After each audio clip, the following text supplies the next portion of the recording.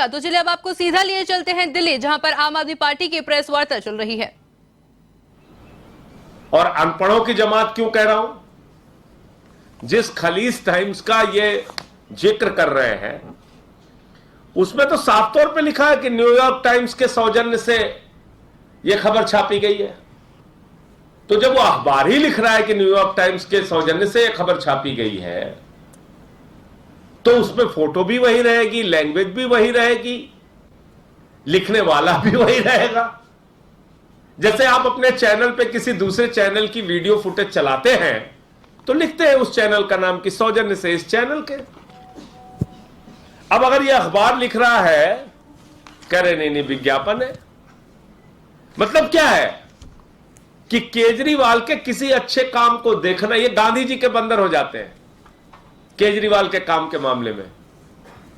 ना तो केजरीवाल का काम देखेंगे, ना सुनेंगे, ना कुछ बोलेंगे।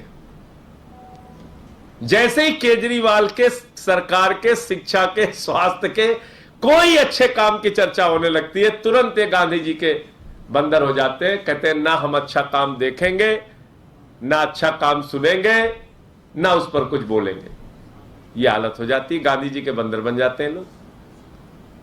अरे गांधी जी के बंदर तो बुरा मत देखो, बुरा मत सुनो, बुरा मत कहो के लिए बने हुए थे। तुम तो केजरीवाल से दुश्मनी कर रहे हो। तो कुल मिलाकर मैं फिर यही दोहराना चाहता हूं, 7-8 घंटे से जांच चल रही है।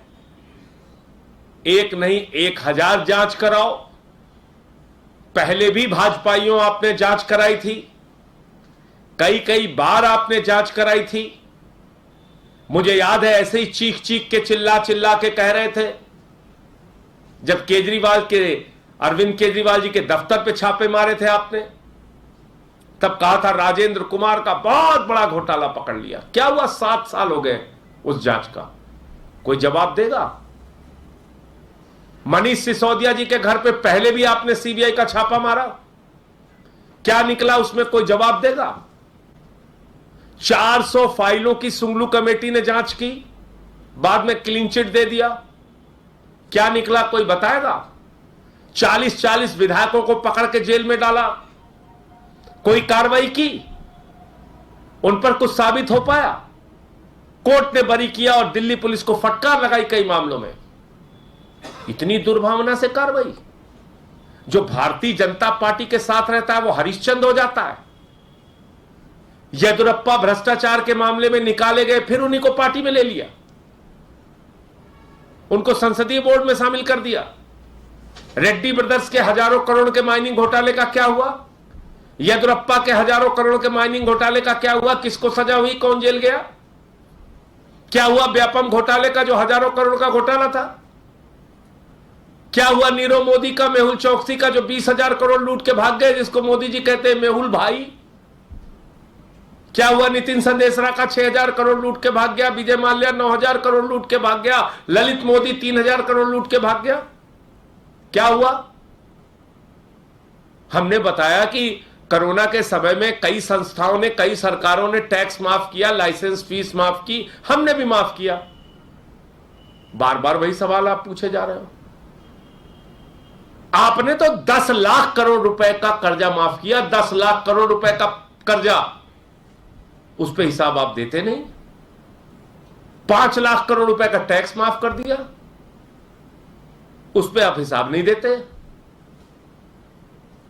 बताइए ना कितना कमीशन लिया उन लोगों से, कितनी रिश्वत खाई 10 लाख करोड़ रुपए राइट ऑफ करने की, कितनी रिश्वत खाई 5 लाख करोड़ रुपए का टैक्स माफ करने की, कितनी रिश्वत मिली भाजपा को? मैं पूछना चाहता हूं, बताइए आप। 42,000 करोड़ रुपए जिस कंपनी ने घोटाला किया, DHFL ने, उससे 29 करोड़ रुपए बीजेपी ने चंदा लिया। बताइए कितने बीजेपी नेताओं से ईडी सीबीआई ने पूछताछ की? बताइए। एबीजी शिपयार्ड ने 23,000 करोड़ रुपए का घोटाला किया। अडानी के पोर्ट पे गुजरात के अंदर 20,000 करोड़ रुपए की ड्रग्स पकड़ी गई, कितने पे कार्रवाई हुई? बताइए आप।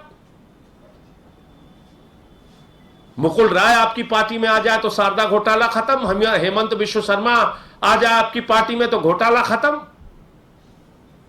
अब बताइए, शराब का मुद्दा आप उठा रहे हैं। गुजरात में जहरीली शराब का, नकली शराब का 10,000 करोड़ रुपए का धंधा होता है हर साल।